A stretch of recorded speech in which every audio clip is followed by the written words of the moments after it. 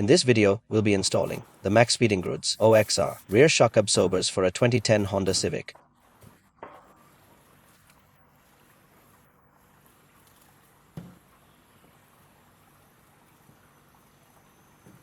Here are some tools you're going to need.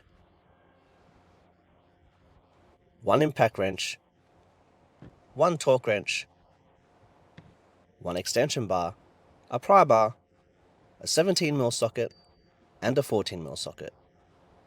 Using the 17mm socket, loosen all of the wheel nuts. Now you can go ahead and raise the rear of the vehicle.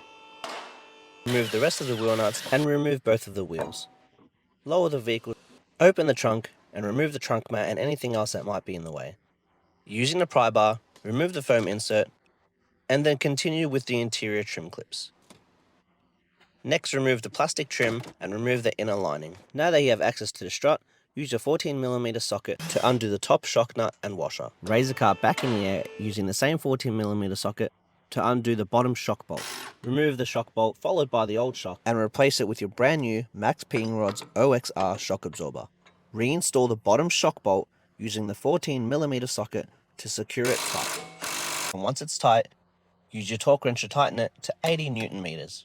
Lower the vehicle and reinstall the rubber mount, washer, and nut in the same orientation that you removed it, making sure it's tight.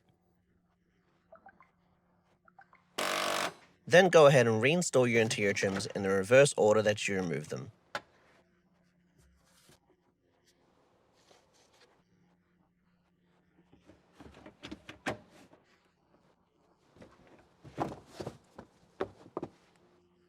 Once that's done, close the trunk and refit the rear wheels.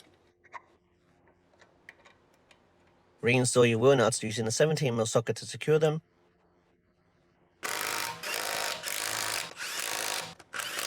Followed by tightening them to 130 Nm.